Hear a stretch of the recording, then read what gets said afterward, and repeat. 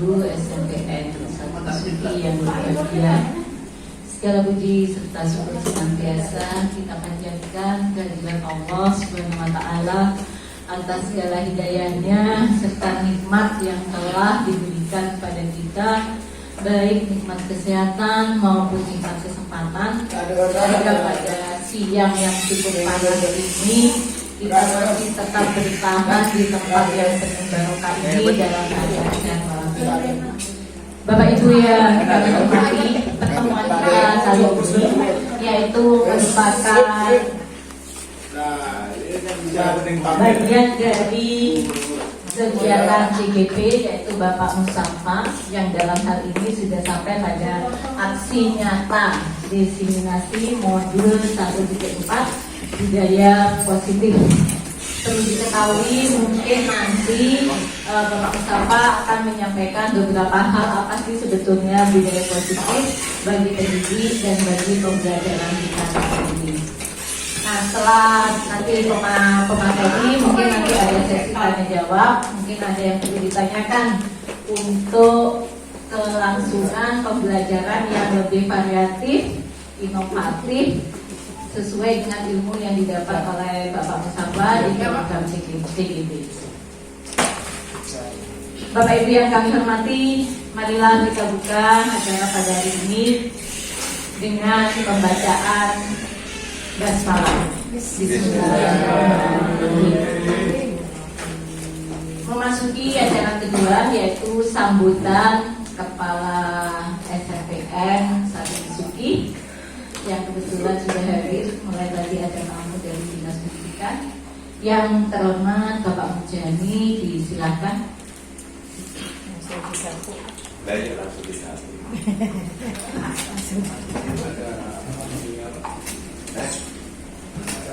Ya, Pak Pak. Tidak, saya tidak ngerti, Pak. Buku aja. Ya, belajar itu.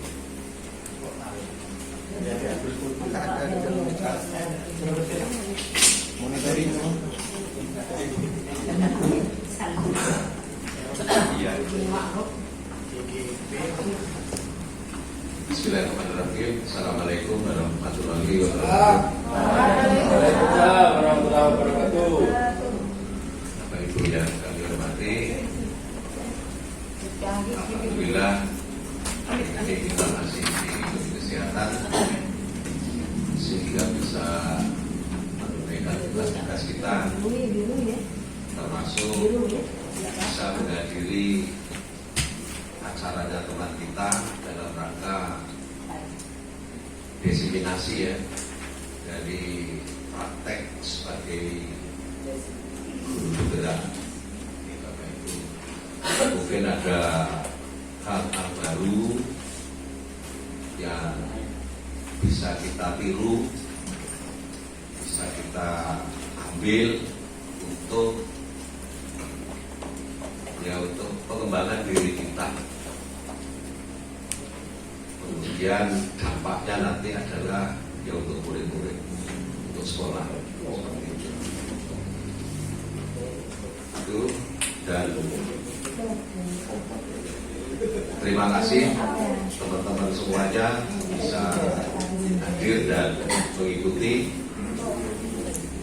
Dan sekali lagi saya juga selalu mengharapkan teman-teman untuk ke depan ini yang lain juga ikut. Jangan terhenti hanya sampai di batu sampah. Ya, biar generasi penerusnya ini ada. Itu untuk batu sampah. Silakan nanti teman-teman ini diberi pengalaman praktek baik apa yang dapat selama ini dari mengikuti BIMTEK sebagai guru penggerak. Kemudian sebelum masuk ke acara inti Pak Mustafa, ada informasi Bapak Ibu. Hari ini saya dapat secara resmi, secara sah bahwa buku itu saya disodori kertas ternyata setelah saya baca itu isinya adalah buku putih ini meninggalkan kita. Jadi benar-benar secara sah sudah per 1 November nanti sudah mutasi ya, tempat asalnya sesuai dengan harapan yang selama ini mungkin diinginkan. Perjuangan dan doa yang luar biasa, walaupun masa-masa sulit karena memang aturan, tapi alhamdulillah untuk keinginannya bisa terwujud. Sing lain-lain sabar. Lobbynya bagus. Sabar. Kamu nih antri sih. Bu Indah, antri sih, Bu Indah, coba buru-buru. Diempat dhisik. Tapi kalau sudah enak di sini, ya di sini. Barangkali memang rezekinya, takdirnya di sini. Itu aja. Itu Bapak Ibu. Nah kemudian untuk humas dan para wakil, silakan ya kita mengikuti tradisi seperti apa. Kalau misalnya teman kita ini harus meninggalkan kita ya, amputasi, kemudian pensiun dan lain sebagainya, tentunya kan sudah ada SOP-nya. Ini SOP itu tetap kita jalankan sehingga tidak ada kesan diskriminatif. Jadi seperti itu. Itu Bu Puput. Kemudian pesan saya sebelum benar-benar meninggalkan sekolah ini semuanya diselesaikan. Tanggal berapa, Pak? Tanggal 1 November. Per 1 November nanti Bu Puput ini sudah harus bekerja di tempat yang baru. Madura. Itu. Terus yang kedua, Bapak Ibu, kita dalam minggu ini sibuk dalam penyelesaian pembuatan video permintaan dari Dinas Pendidikan, terutama BKP SDM. Nah, ini dalam rangka membuat video ini tujuannya adalah menguatkan kita, meyakinkan kita bahwa pola kerja ini disingkat pola kerja sebagai ASN ya, disingkat dengan berakhlak.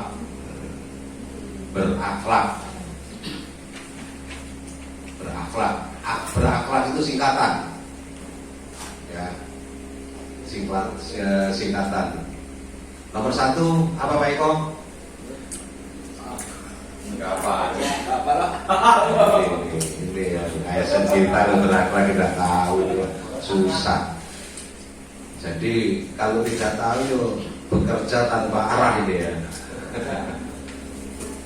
Tapi Saul tadi yang tadi kan sudah membuat video. Laksanakan juga. Berakhlak itu berorientasi pada layanan. Jadi semua ASN kita ini berpihak kepada masyarakat. Kalau sekolah, ya layanan kita itu adalah ya murid. Kalau rumah sakit ya pasien. Kepala desa ya masyarakat. Ya seperti itu. Jadi mari para customer kita, konsumen kita itu benar-benar kita berikan layanan prima.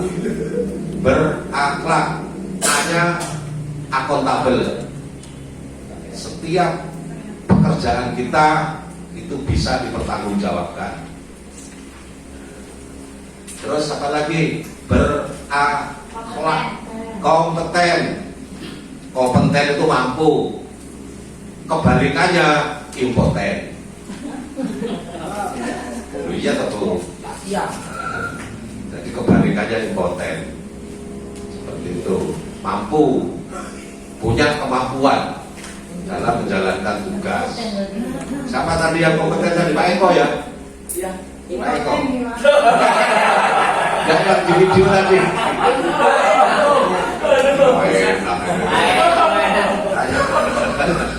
Dinyak dengan mereka. Dapat satu tidak Pak? Dapat satu. Ya, kompeten ya. Iya kompeten Pak. Kompeten. Ya, punya kemampuan. Terus apa lagi? Harmonis.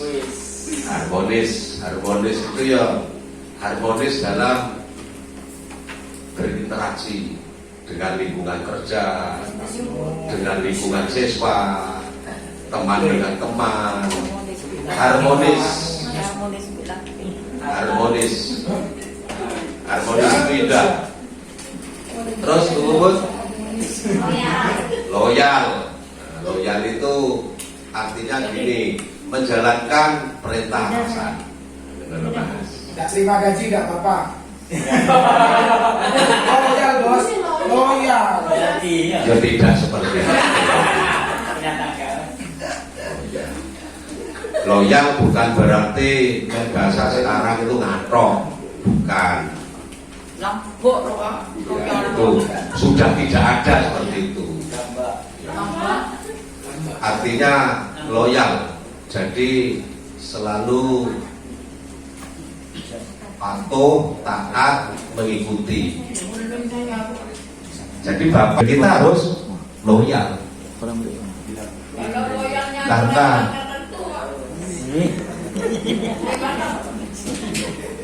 seorang pemimpin itu tidak boleh membeda-bedakan.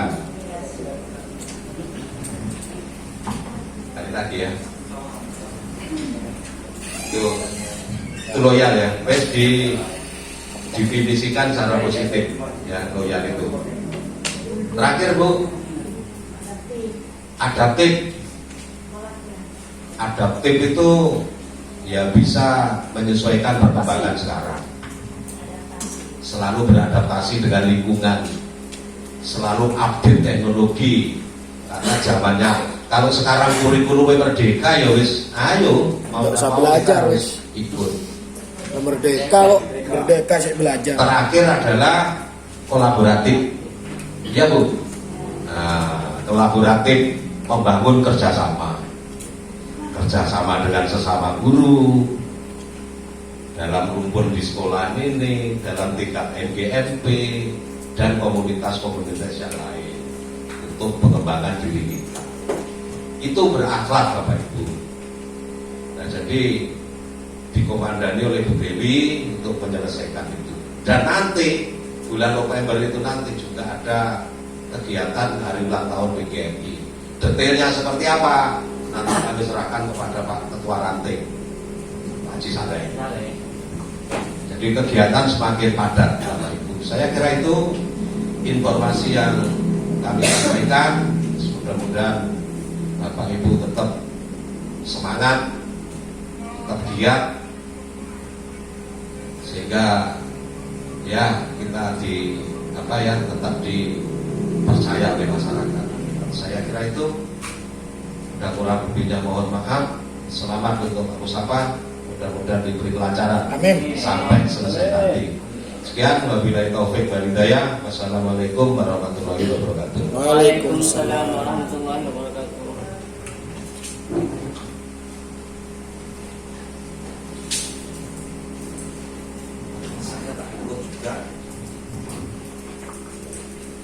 Demikian tadi sambutan dari kepala sekolah dan beberapa hal yang diumumkan.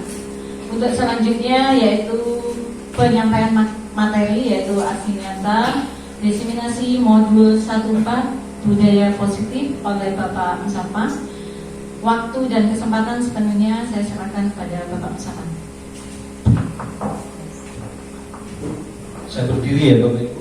Ya. Soalnya lebih enak berdiri kan. Oh iya. Terima kasih. Assalamualaikum warahmatullahi wabarakatuh. Berarti betul-betul kompeten ya. Yang saya hormati Bapak Kepala Sekolah SMP Negeri 1 Suki, yang saya hormati rekan-rekan guru yang masih setia dan guru-guru hebat SMP Negeri 1 Suki. Puji syukur kita panjatkan kepada hadirat Tuhan Yang Maha Esa, yang mana pada hari ini siang jam 1:07 kita masih bisa berkumpul. Oke, hari ini saya akan menyampaikan aksi nyata diseminasi modul 1/4 tentang budaya positif. Budaya positif yang sudah kita lakukan di sekolah, baik di pembelajaran atau dalam kehidupan nyata sehari-hari. Yang paling nampak itu adalah cara menghadapi dan menyelesaikan permasalahan siswa. Seperti itu. Sebelum beranjak ke materi, Bapak Ibu, kita yel-yel dulu ya. Oke. Siapa kita? SMPN 1 Sugi.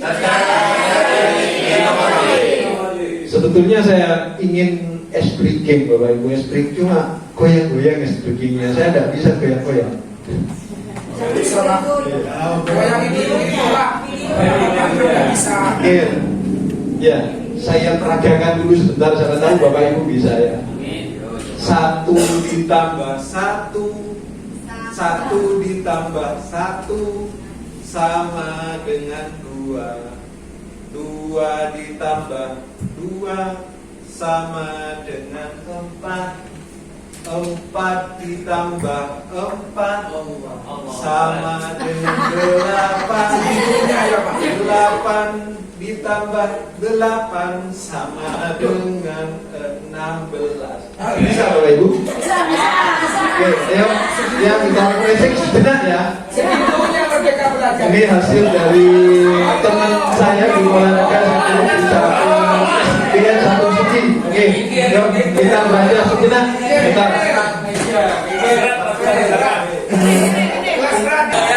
Ayo Pak Inul, ayo bentar. Nanti murid-murid biar ngantuk.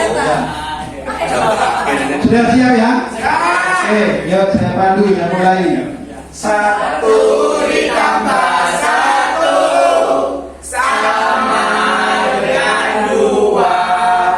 2 ditambah 2 sama dengan 4. 4 ditambah 4 sama dengan 8. Sama dengan 8 ditambah 8 sama dengan 16. Mohon maaf ya, saya agak kaku soalnya. Terima kasih Bapak Ibu. Baik, agak lemes ini. Ini hasil dari kegiatan TGP. Sebelumnya banyak briefing yang saya pelajari dari kegiatan TGP. Ternyata setelah saya terapkan ke anak-anak senang pada saat pembelajaran, tidak pembelajaran seperti itu. Ini tim yang selalu membersamai saya, fasilitatornya Bapak Bambang FNJMBD, dari tim BBGP Jawa Timur, guru SMA 1 Jombang kalau tidak salah. Terus Siti Andayani PD, hidup dan tumbuhnya kekuatan kodrat anak menurut Kiai Jatewantoro. Intinya seperti ini Bapak Ibu, pembelajaran yang kita harus lakukan sekarang itu harus menyesuaikan dengan kondisi anak. Zaman sekarang kita tidak langsung mengajari anak langsung seperti model saya sekolah waktu dulu. Beda zamannya saya sekolah dulu jadi muridnya Pak Mujani dengan sekarang. Kalau dulu anak-anak hanya dicicili materi, target yang disampaikan. Kalau sekarang Bapak Ibu kita harus menyelami kondisi anaknya, disesuaikan dengan kondisi yang sekarang. Karakter anak yang didahulukan yang sekarang. Kalau sudah karakter terbentuk, insya Allah anak-anak akan mengikuti apa maunya kita. Seperti itu.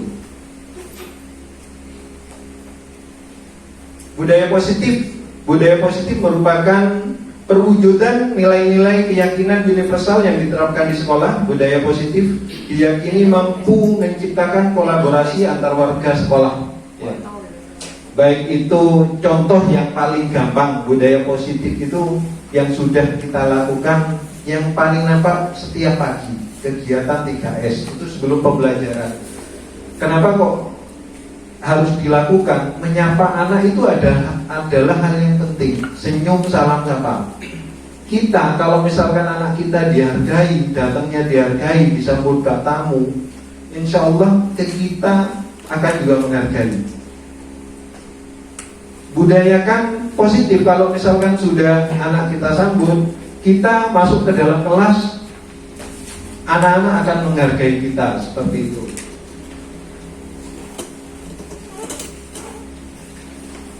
Berikutnya yaitu serta mengembangkan nilai-nilai positif yang dimiliki murid. Terus akan menciptakan pribadi-pribadi yang berkualitas dan berkarakter baik sesuai dengan profil pelajar Pancasila yang 6 dimensi itu. Ya, saya rasa budaya positif, budaya terus literasi, sholat duha berjamaah, membaca surat-surat pendek, kegiatan literasi, kunjungan perpus, apel pagi, kegiatan upacara pada hari Senin, itu adalah contoh bagian dari kegiatan-kegiatan positif yang harus tetap digalakkan oleh sekolah. Ya paling tidak minimal setiap tahun itu harus ada peningkatan dari sekolah. Nah, ini yang saya pelajari konsep dasar modul 1.4 tentang budaya positif, yaitu yang pertama perubahan paradigma belajar, yang kedua yaitu disiplin positif, yang ketiga kebutuhan dasar manusia, yang keempat motivasi perilaku manusia, yang kelima posisi kontrol seorang guru, yang keenam keyakinan kelas, yang terakhir yaitu segitiga restitusi. Dari keenam atau 7 materi ini adalah hal yang sudah melekat dari kehidupan seorang bapak ataupun ibu guru. Cuma di situ sebagai pengingat saya, apakah pembelajaran yang sudah kita anut sekarang itu sudah berpihak kepada muridkah atau belum? Itu yang pertama. Yang kedua, apakah siswa itu sudah kapasitasnya di dalam kelas sebagai pemimpin pembelajaran, sebagai pengingat? Dan ini juga menjadi pekerjaan rumah bagi bapak ibu guru. Pembelajaran kita sampai hari ini masih belum berpihak kepada murid. Itu yang saya alami. Terus berikutnya yaitu pembelajaran peserta didik masih belum kapasitasnya sebagai pemimpin pembelajaran di dalam kelas.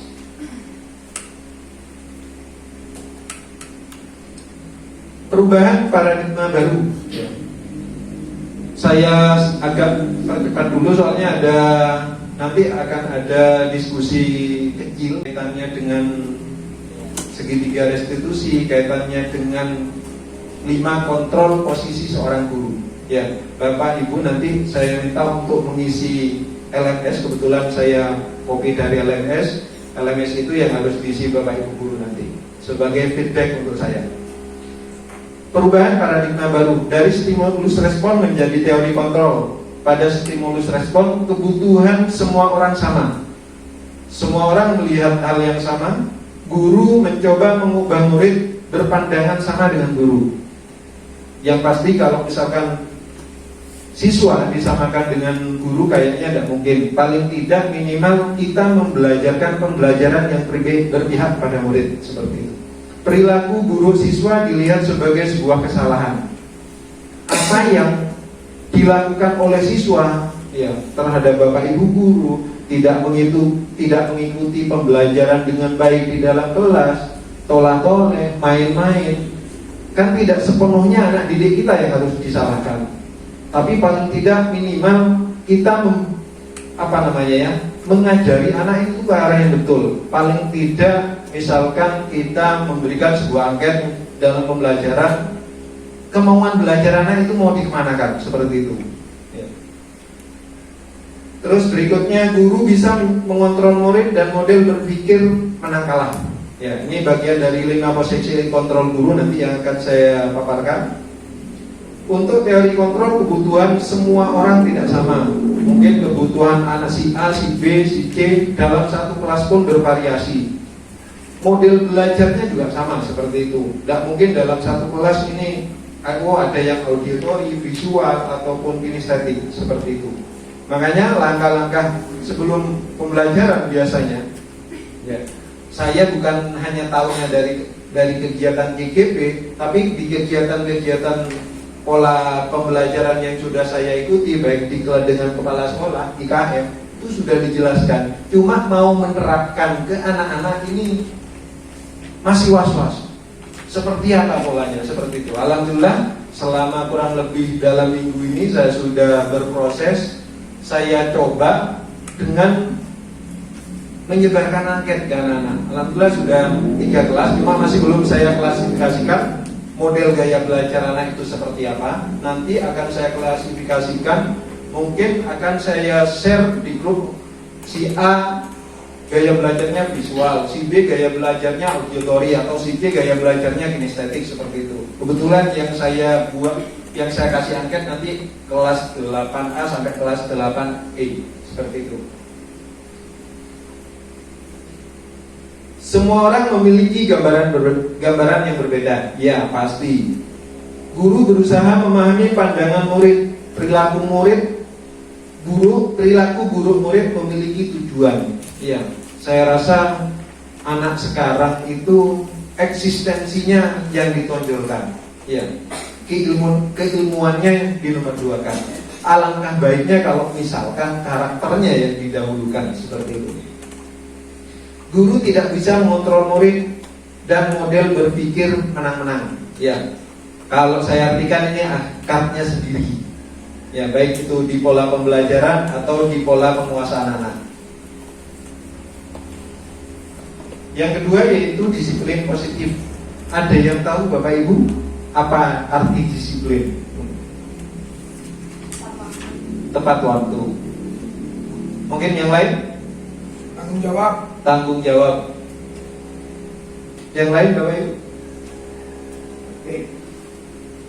Kenapa Banyu? Tertib. Terima kasih.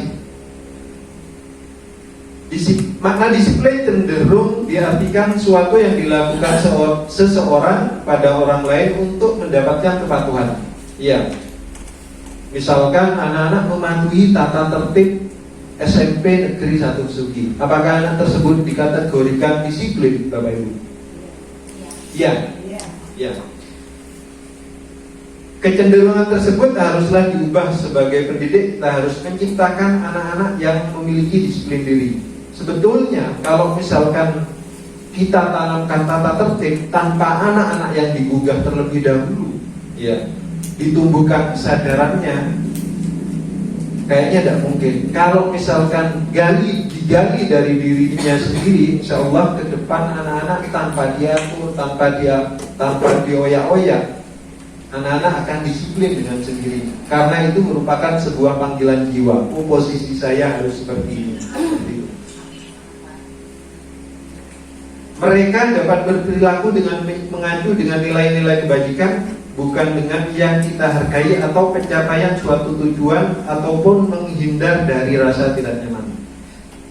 Itu bagian dari disiplin. Yang ketiga yaitu kebutuhan dasar manusia. Seluruh perilaku yang dilakukan murid pada dasarnya memiliki tujuan tertentu. Murid memiliki kebutuhan dasar ketika melakukan suatu perbuatan. Yang pertama yaitu kebutuhan bertahan hidup. Kebutuhan semua manusia, Bapak Ibu guru, peserta didik, ini pasti punya kebutuhan bertahan hidup. Kebutuhan akan makan, minum, pakaian, ataupun yang lainnya. Berikutnya yaitu kebutuhan cinta dan kasih sayang, yaitu peserta didik ingin diterima dan dihargai, baik itu di dalam kelas, di luar kelas, ataupun di lingkungan yang lainnya. Yang ketiga yaitu kebutuhan akan penguasaan, kebutuhan pengakuan atas kemampuan. Wah, si A misalkan juara atletik, ini harus ditampakkan. Ya, paling tidak diumumkan misalkan pada saat kegiatan. Si A juara atletik, dia juara PTAQ, diumumkan. Ini kebutuhan penguasaan Bapak Ibu. Terus kenapa? Pentan ya. Ya, mohon maaf, saya tahunya PTAQ. Petan ya Pak. Oke. Berikutnya yaitu kebutuhan kebebasan, yaitu kebutuhan akan pilihan. Anak-anak di sini dikasih kebebasan memilih, dikasih kebebasan mengikuti pola pembelajaran sesuai dengan keinginan anak. Oke, terima kasih Pak. Yang terakhir yaitu kebutuhan akan kesenangan, kebutuhan untuk merasa senang. Ya, happy. Misalkan kalau dalam kegiatan pembelajaran anak-anak dikasih SPG, kalau di luar itu yang acara terbaru yaitu aksi itu akan kebutuhan akan kesenangan yang harus dilakukan oleh sekolah terhadap peserta didik seperti itu. Motivasi perilaku manusia ini menurut Dian Gosen seperti ini. Untuk menghindari ketidaknyamanan atau hukuman, murid bertanya apa yang akan terjadi apabila saya tidak melakukannya. Hal tersebut merupakan motivasi. Ya. Terus yang kedua, untuk mendapatkan imbalan atau penghargaan dari orang lain, murid bertanya apa yang akan saya dapatkan apabila saya melakukannya. Hal tersebut merupakan motivasi eksternal.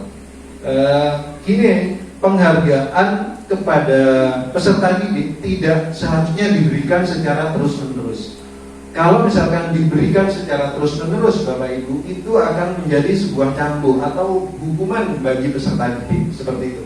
Terus yang ketiga, untuk menjadi orang yang mereka inginkan dan menghargai diri sendiri dengan nilai-nilai yang mereka percaya, murid akan bertanya seperti ini, akan menjadi orang yang seperti apa jika saya melakukannya? Hal tersebut ini adalah kegiatan internal seperti itu yang harus datang dari dalam diri peserta didik. Motivasi yaitu dorongan yang timbul dari seorang secara sadar atau tidak sadar untuk melakukan suatu tindakan untuk tujuan tertentu. Ada motivasi internal, ada motivasi eksternal, ada motivasi internal. Motivasi eksternal di mana seorang peserta didik melakukan kedisiplinan dikarenakan takut, menghindar dari hukuman atau pengharapan atau bentuk penghargaan. Kalau motivasi internal, peserta didik melakukan kedisiplinan dikarenakan sadar akan nilai-nilai kebajikan dalam dirinya atau menghargai nilai kebajikan dirinya sendiri. Konsep disiplin dengan pendekatan restitusi, sebuah cara menanamkan disiplin pada peserta didik atau murid. Apa itu restitusi? Restitusi adalah proses menciptakan kondisi bagi murid untuk memperbaiki kesalahan mereka sehingga mereka bisa kembali kepada kelompok mereka dengan karakter yang lebih kuat. Dian Gosen tahun 2004. Ciri-ciri restitusi. Yang pertama, menguatkan dan fokus pada solusi. Yang kedua, fokus pada karakter bukan pada tindakan. Yang ketiga, bukan menebus kesalahan tapi belajar dari kesalahan. Yang keempat, mencari kebutuhan yang mendasari tindakan.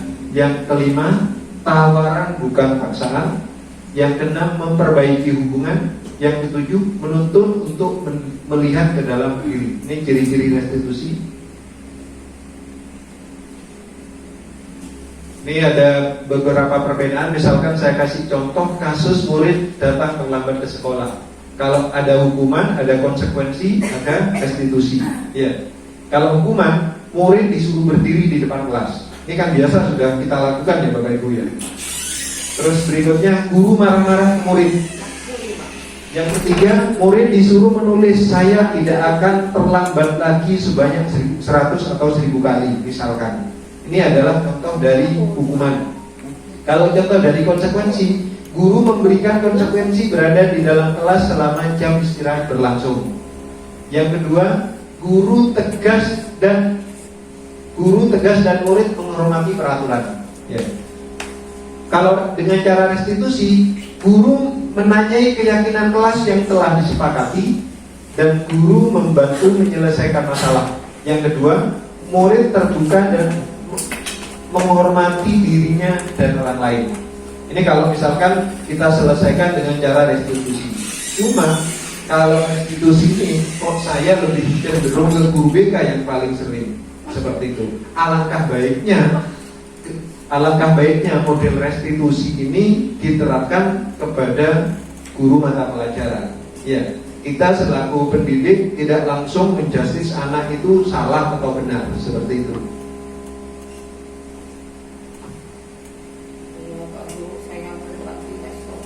5 posisi kontrol guru sebagai penghukum, sebagai teman, manajer, pembuat merasa bersalah, pemantau.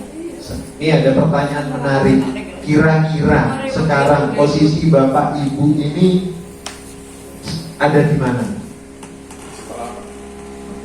Kalau ada di pemantau sama manajer Bapak Ibu, ini saya kasih ilustrasinya. Ya, penerapan 5 posisi kontrol menurut Dian Gosset. Kasus murid terlambat datang ke sekolah. Ini contoh yang paling gampang saja. Posisi penghukum, pasti guru berbicara dengan nada menghardik, bentak-bentak. Iya kan enggak? Iya. Terus yang kedua, menunjuk-nunjuk. Iya. Menunjuk-nunjuk, berkaca pinggang, membentak. Hukuman bisa berupa fisik atau psikis. Iya. Ini kalau misalkan posisinya sebagai penghukum. Dampaknya murid menjadi pendendam atau agresif. Itu pasti sudah. Tidak menyukai guru atau mata pelajaran yang diampu. Ya. Misalkan lagi posisi membuat berasa bersalah. Guru berbicara dengan nada cenderung lembut, tenang, namun kata-katanya menyalahkan murid. Ya, mungkin Bapak Ibu pernah melakukan seperti itu. Cuma tidak terasa posisi saya seperti apa, ada di mana sekarang. Guru akan mengatakan hal-hal yang merasa kesalahan ada pada murid dengan membuat guru menderita. Ya. Jangan seperti itu, Pak Guru yang disalahkan. Kan seperti itu nanti. Iya. Dampaknya yaitu murid merasa bersalah, rendah diri, dan menarik diri dari lingkungan, minder. Berikutnya yaitu posisi teman. Guru berbicara dengan nada ramah, cenderung bersenda gurau untuk menghangatkan suasana sehingga akan merasa aman dan akrab dengan guru. Posisi teman ini tidak disarankan. Kenapa? Karena peserta didik bisa ngalem dan melamak ke kita nanti ke depan. Ya, dampaknya murid akan mengalami ketergantungan dan tidak mandiri. Semoga tidak terjadi pada siswa kita SMP Negeri 1 Besuki seperti itu. Posisi pemantau, guru akan mengandalkan pada perhitungan data dan mengontrol murid. Seorang guru yang bersikap pemantau akan bersuara dengan nada datar, tidak emosional, tidak bersenda gurau, agar tercipta identitas positif. Pemantau akan senantiasa memantau siswa untuk diberikan sanksi. Maka guru harus selalu mengawasi. Iya. Tugas kita sebagai seorang guru posisi pemantau, baik itu di dalam kelas, di luar kelas, pokoknya anak pada saat masuk ke lingkungan sekolah itu sudah menjadi tanggung jawab kita. Dari jam 6.15, kebetulan peserta didik kita itu datangnya dari jam 6.15 sampai jam 12.30 seperti itu. Berikutnya yaitu 5 posisi kontrol kaitannya dengan posisi manajer. Posisi kontrol yang disarankan untuk membimbing murid dengan nada suara guru yang netral, tidak emosional, tidak terlalu ramah, tidak bernada tinggi, sehingga tercipta identitas positif dan memiliki sikap disiplin yang membuat murid mandiri. Dampaknya yaitu murid menjadi mandiri dan percaya diri dalam menyelesaikan masalah. Mungkin ini sudah harus diterapkan oleh Bapak Ibu guru hebat SMP Negeri 1 Besuki. Posisi kita rubah dari posisi penghukum, dari teman, dari pembuat merasa bersalah. Ini seharusnya posisi kita sekarang, jadi pemantau sama manajer. Itu yang terbaik.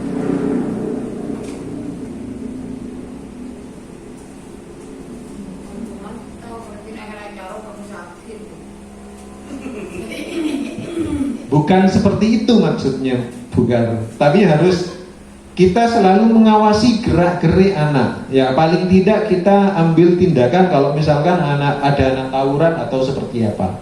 Selama masih dalam koridor lingkungan sekolah, itu menjadi tanggung jawab kita selaku pendidik. Seperti itu. Idealnya bukan tanggung jawab guru BK saja. Yang namanya lingkungan sekolah ya satu sekolah tanggung jawab kita. Kita di sekolah dipasrai anak sebanyak kurang lebih 480-an, kalau di rumah orang tuanya ada kan? Tapi kalau begitu anak masuk ke sekolah, orang tua anak tersebut adalah kita. Mau diapakan anak itu, tapi dengan cara tidak dipukul atau dikerasin, pokoknya kita ajarkan, dididik berkarakter ke arah yang benar, dididik disiplin. Insya Allah orang tua yang ada di rumah akan lebih percaya seperti itu. Ini ada 5 contoh penerapan 5 posisi kontrol guru kasus murid tidak memakai atribut lengkap saat upacara bendera. Tersendiri seperti itu. Terus berikutnya yaitu membuat rasa bersalah. Berapa kali ibu bilang sama kamu, ibu kecewa sama kamu? Iya. Contoh misalkan nggak pakai atribut, sudah diingatkan berkali-kali, nadanya ibu gurunya pasti seperti ini. Tadi saya sempat mendengar Bukar itu mewawancarai salah satu siswa kelas 7C kalau tidak salah ya Bukar ya. Karena anak itu tidak masuk berkali-kali, sudah diingatkan tidak masuk. Kebetulan tiket bareng saya tadi. Kalau iya, kenapa kok tidak masuk? Sudah didatangi ke rumahnya berkali-kali, sudah dipanggil oleh BP, laporan wali kelas, macam-macam. Sudah menghadap kepala sekolah. Endingnya katanya bukan monde iya bukan ambubai lah. Iya. Capek katanya bukan. Padahal iya, kalau kita belajar ke 5 posisi kontrol seorang guru sebagai pemantau sama manajer, cara yang dikatakan bukan itu bukan tidak benar. Iya, bukan tidak benar. Cuma perlu disempurnakan. Karena kita sudah melakukan segala cara sepersuasif mungkin untuk anak itu tidak drop out dari sekolah, dan perilaku perubahan dari yang jarang tidak masuk menjadi rajin itu sangat sulit sekali. Tapi kalau misalkan kita belajar dari latar belakang anak itu, permasalahannya apa kok tidak masuk, iya, insya Allah. Terus misalkan kita selami, kita datangi, kita interogasi, kita bicara dari hati ke hati, insya Allah anak itu akan rajin dengan sendirinya. Pertanyaannya yang mau menjadi kita ini siapa? Yang mau menjadi kita itu adalah panggilan jiwa kita seorang pendidik, seperti itu. Karena kita ditugaskan yang pertama itu bukan mentransfer ilmu Bapak Ibu, tapi mendidik, ya, mendidik merubah bentuk karakter dari yang kurang baik menjadi karakter yang lebih baik, seperti itu. Terus berikutnya yaitu kita misalkan posisi teman, ya, dari kasus ini, oh kamu lagi, pasti ada Bapak Ibu yang bilang seperti itu. Boleh. Minggu kemarin kamu udah pakai atribut, sekarang kamu lagi, pasti kan ya seperti itu. Iya. Terus kalau misalkan posisinya sebagai pemantau, kamu sudah melanggar peraturan sekolah, kamu tahu konsekuensinya. Nanti saya cek kerjaan.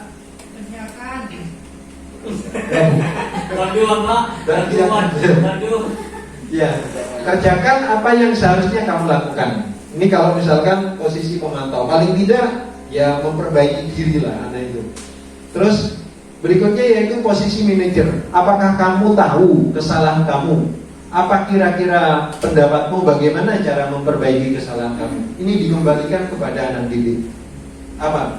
Dielus-elus biar bisa berubah. Dan diapakan Bu Ida? Kucing klinik ya. Iya. Lanjut dulu.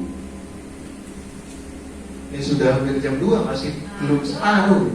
Aku anaknya baik.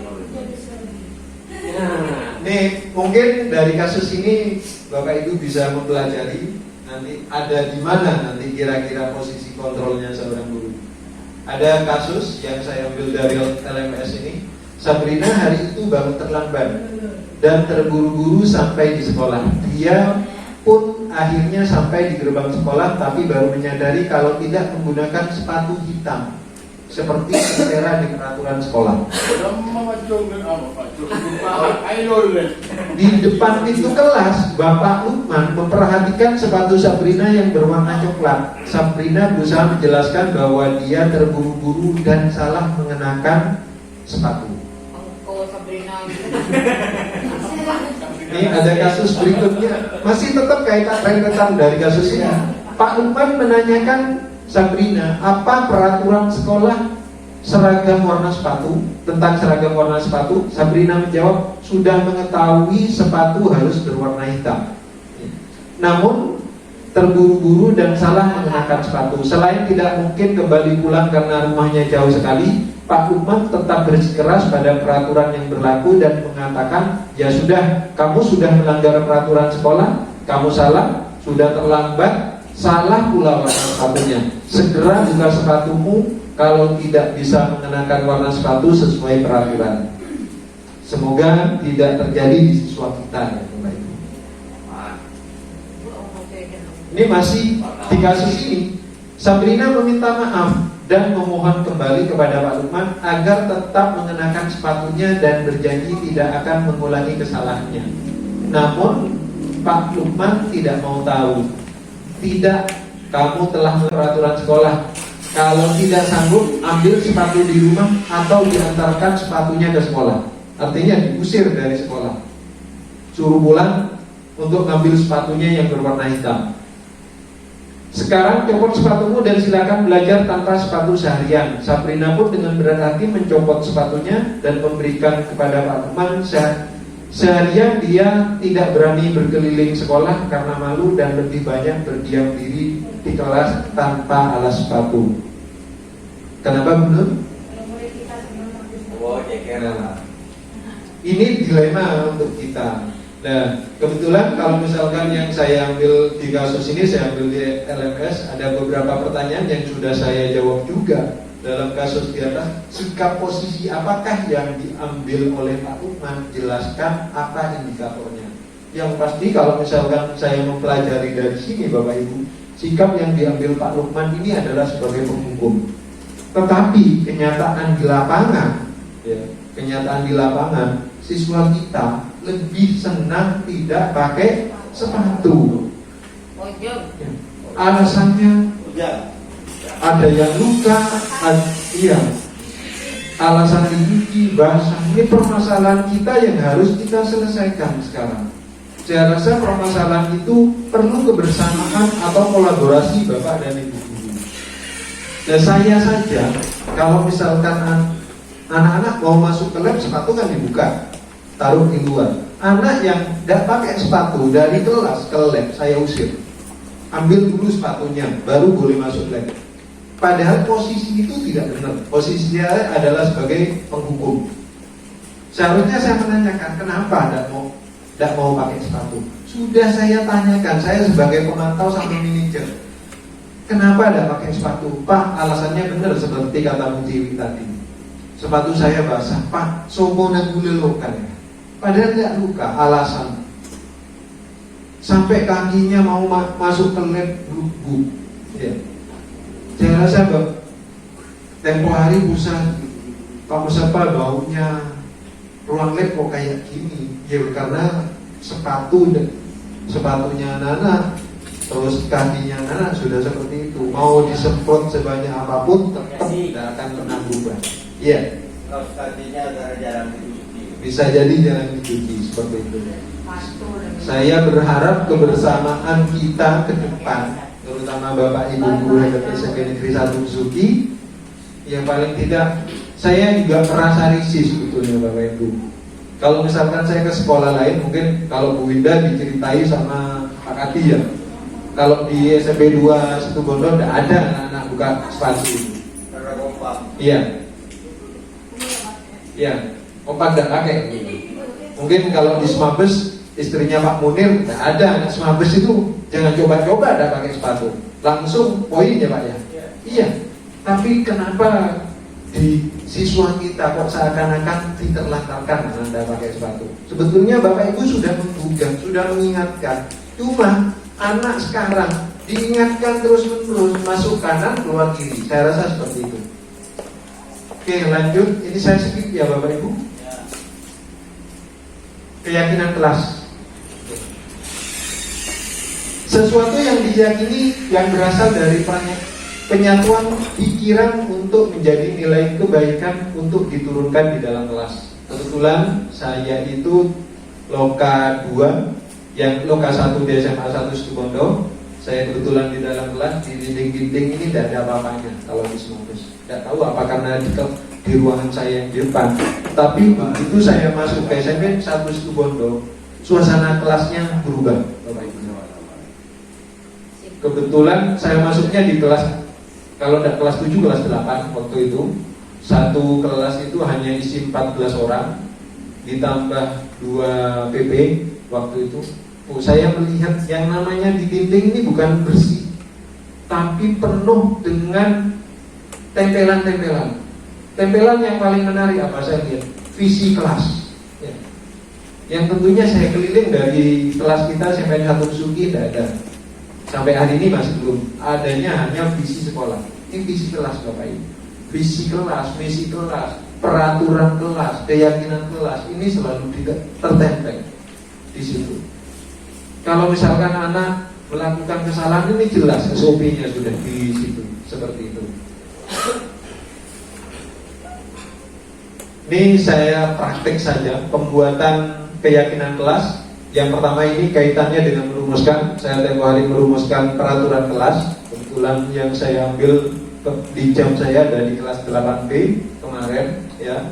Anak-anak saya sodorkan kertas post-it untuk mengisi peraturan-peraturan yang harus kamu patuhi, ya, yang harus disepakati, bukan dari kita, tapi anak-anak yang menulis seperti itu. Terus berikutnya dari peraturan menjadi keyakinan. Ini ada ditulis sudah di belakangnya. Ini contohnya yang saya fotokan, ya. Terus berikutnya dari penempelan saya langsung tuliskan di sini seperti itu, sehingga terbentuk seperti ini, Bapak Ibu. Ini contoh sederhana saja, ya.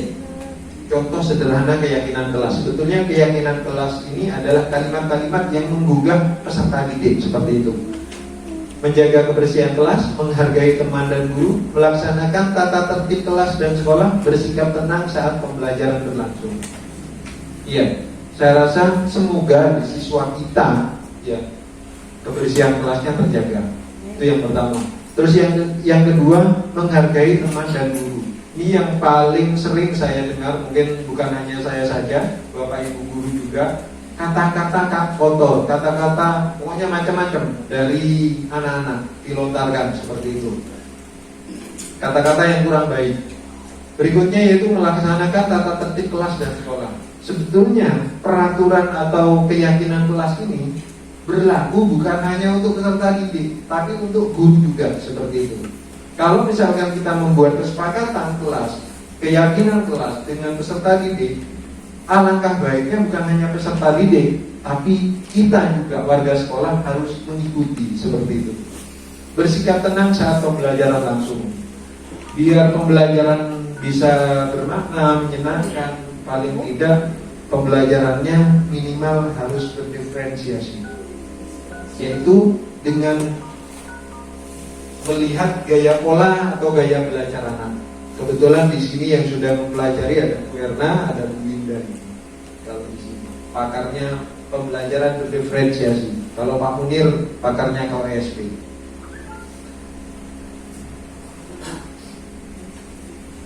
Bagaimana pembentukan keyakinan kelas?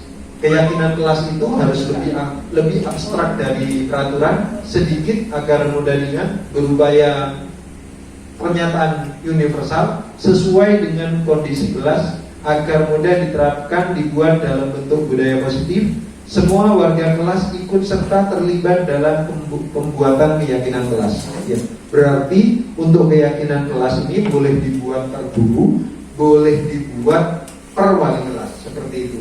Tergantung kesepakatan dengan peserta didik. Yang terakhir yaitu 3 tahapan restitusi. Cara menyelesaikan permasalahan. Nanti saya akan kasih sedikit coret-coretan untuk Bapak Ibu kalau menutupi, ya. Ada validasi tindakan yang salah, menanyakan keyakinan, dan menstabilkan identitas. Ini pola penyelesaian masalah terhadap permasalahan peserta didik. Menstabilkan identitas berdasarkan prinsip membuat kesalahan adalah bagian dari proses pembelajaran. Anak liar, anak tidak pakai sepatu, terus anak berpola tingkah macam-macam. Ini adalah bagian dari proses pembelajaran. Ya. Berperan menggeser identitas dari identitas gagal menjadi identitas sukses. Artinya anak-anak, oh kamu gak bisa apa-apa, gak boleh Bapak Ibu guru ngomong seperti itu. Kita giring anak itu supaya menjadi anak yang lebih baik lagi. Ya. Misalkan gak bisa apa-apa di matematika, gak bisa perkalian. Kita giring anak itu supaya bisa dari 0 sampai bisa seperti itu. Paling tidak perlahan-lahan. Jangan mengkritik murid yang menjalani identitas gagal. Oh, kamu gak bisa apa-apa sama sekali, itu gak boleh. Ya, kalau divalidat menstabilkan identitas. Ya. Pokoknya yang menjudge anak-anak, oh kamu ini, apalagi sampai seorang guru keluar kata-kata kotor. Ya, mohon maaf. Misalkan, oh kamu goblok, kamu bodoh, itu tidak boleh. Ya. Validasi tindakan yang salah berdasarkan prinsip setiap perilaku berupaya memenuhi suatu kebutuhan tertentu. Yang kedua, guru akan bergeser dari pemikiran stimulus respon menjadi proaktif. Yang ketiga, mengenali dan mengakui kebutuhan murid dapat memperbaiki hubungan dengan murid. Yang keempat, pernyataan atau pertanyaan disampaikan dengan nada suara tidak menghakimi dan tidak memojokkan. Iya, usahakan kalau menghadapi anak-anak dengan nada yang tidak kasar dan nada lembut. Tapi kalau anak didik kita diomongin tidak kasar, malah mencak-mencak seperti itu. Iya. Ngelama, adengal. Iya. Biasanya enggak anak-anak kalau misalkan diomongi secara halus. Tapi kalau misalkan sarannya kepala sekolah langsung dipegang pundaknya, insya Allah bisa nurut. Pak, kenapa Pak? Ditapuk. Kalau misalkan langsung ditapuk urusannya lain nanti Pak. Seperti itu.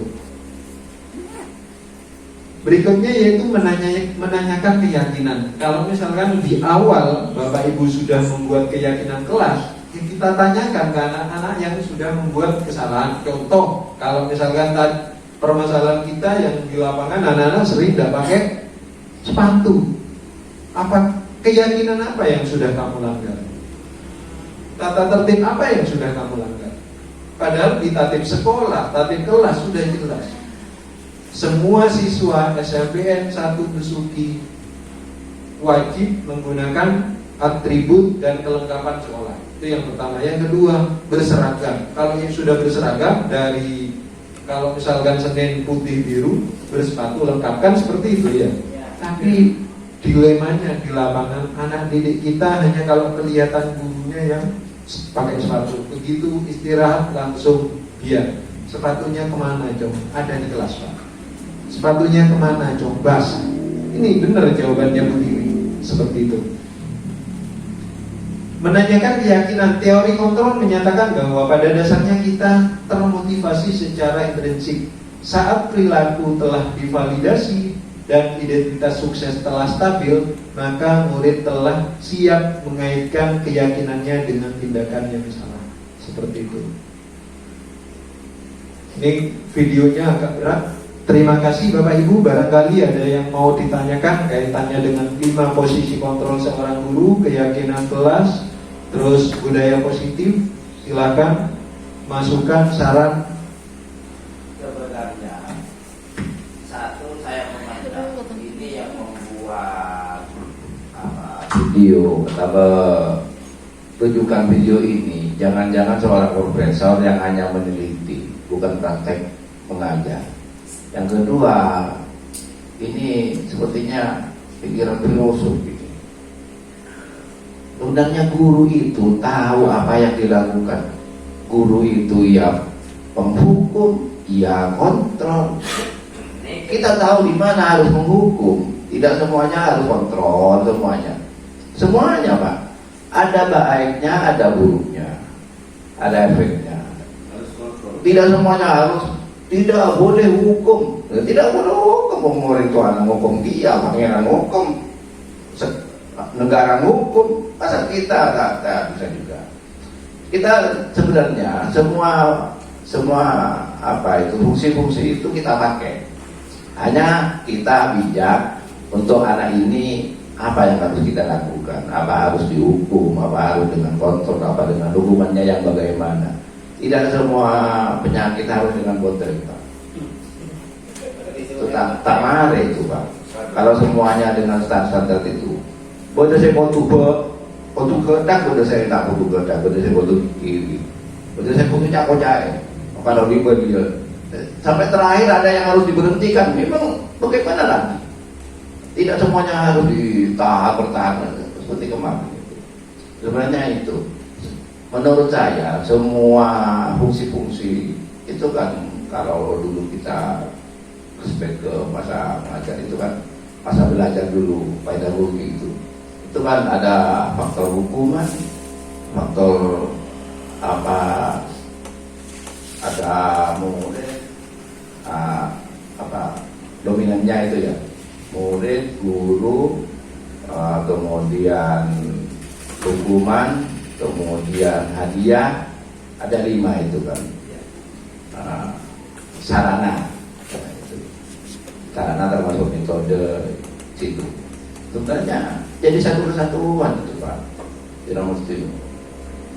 Ini terlalu liberal saya kira, terlalu mengekang. Kita yang tahu sebenarnya itu. Dan penghukum ya, membuat merasa bersalah. Ada masanya kita harus membuat merasa bersalah. Juga manajer iya, yang menjadi teman iya juga. Karena kalau gak jadi teman, jeleknya seperti yang disebutkan tadi. Tapi baiknya kalau jadi teman, dia bisa curhat kepada kita. Ada baik ada buruknya. Tapi kita kan tahu untuk yang ini kita berteman. Kalau ini kita harus menghukum. Kalau ini manajer membuat bersalah, kita tahu tempat sebenarnya. Itu. Kita sekian. Assalamualaikum warahmatullahi wabarakatuh. Terima kasih Pak Inul, masukan yang sangat baik sekali. Tapi alangkah baiknya Pak Inul, ya. 5 posisi kontrol seorang guru ini yang harus kita pahami dan harus kita patuhi, kita harus lakukan sebagai penghukum, sebagai teman, sebagai pembuat merasa bersalah, sebagai pemantau, sebagai manajer. Cuma alangkah baiknya kalau misalkan jadi seorang guru ini yang paling baik, ya. Yang paling baik dari 5 ini bisa pakai jadi pemantau atau jadi manajer, karena disesuaikan dengan kondisi sekarang, Pak. Benar katanya Pak Inul, orang tua menghukum, Allah saja menghukum, masa kita tidak boleh? Seperti itu Pak Inul. Negara juga menghukum. Tapi kalau misalkan kita kembalikan kepada kondisi sekarang, kita ini was-was, merasa ketakutan mau melakukan seperti itu. Masalahnya apa? Nyubit sedikit Pak, apalagi sampai membekas. Toh ini posisi kita kan sebagai penghukum. Anak didik kita sudah dipasrahkan ke sekolah sama Pak, Bu, saya pasrahkan anak didik saya, silakan diajari, silakan dibentuk karakternya. Dari karakter yang kurang baik bisa menjadi lebih baik. Iya kalau hanya 1-2 anak Pak, sebisa. Tetapi kalau misalkan sampai beratus-ratus anak dalam satu sekolah, padahal karakter anak, apa yang disampaikan anak ke kita dengan apa yang disampaikan anak kepada orang tua ini beda Pak. Contoh saja kasus guru agama yang menjual tempo hari di Sumeneb gitu, kalau tidak masalah. Iya. Penghukuman yang berlebihan, tidak semuanya kita harus.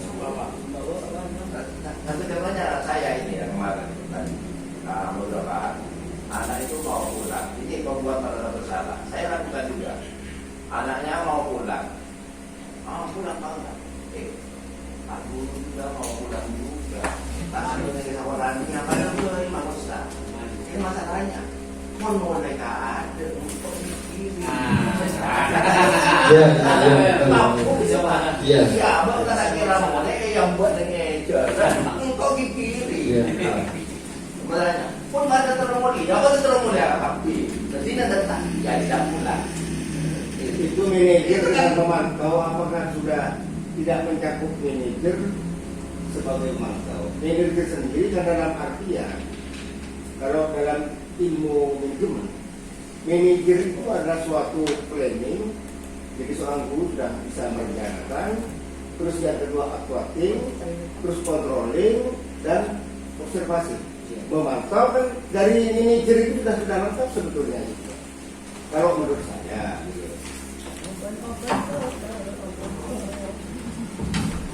Jadi saya itu bertanya manajer dengan pemantau. Kalau manajer itu dalam artian tuh manajer tuh ya manajemen lah, manajemen itu life skill daripada seorang guru. Di situ kan sudah komplit, ada planning, ada plotting, ada controlling, ada observasi. Nah dari keempat itu kan sudah bisa menggunakan guru itu menggunakan yang manajer itu. Terima kasih.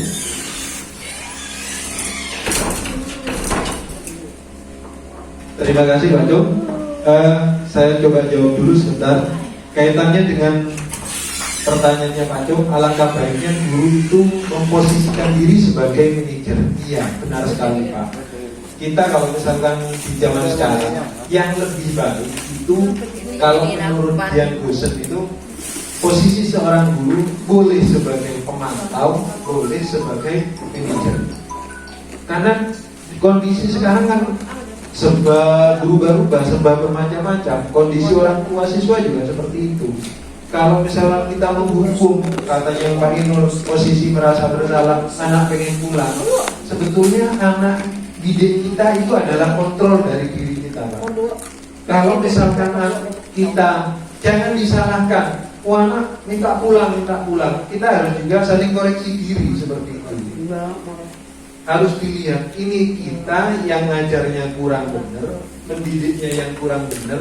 Kenapa anak didik kita kok bisa seperti ini, seperti itu. Makanya kita belajar harus menyelami latar belakang anak terlebih dahulu.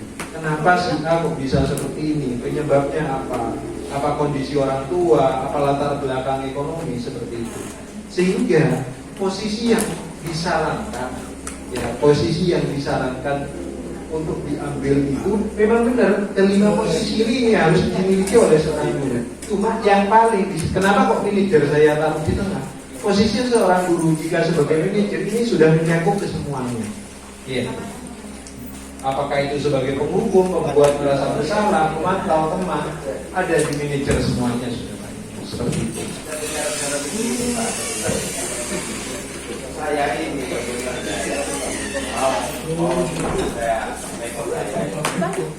saya ini WA itu berdua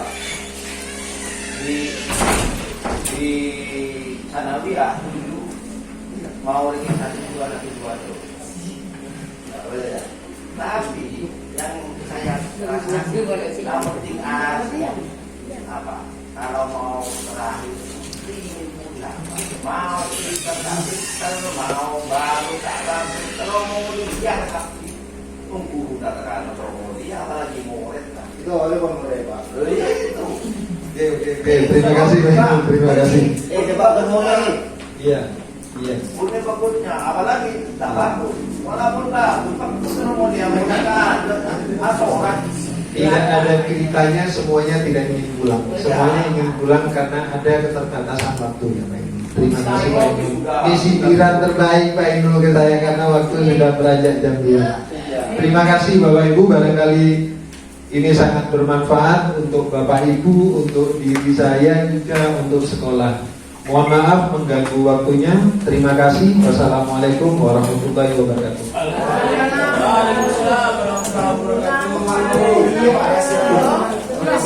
Terima kasih untuk semuanya dan juga Pak Inul yang secara tidak langsung menghadiri pertemuan kita. Kita akhiri pertemuan dengan pembacaan hamdalah. Alhamdulillah. Wabillahi taufiq wal hidayah. Wassalamualaikum warahmatullahi wabarakatuh.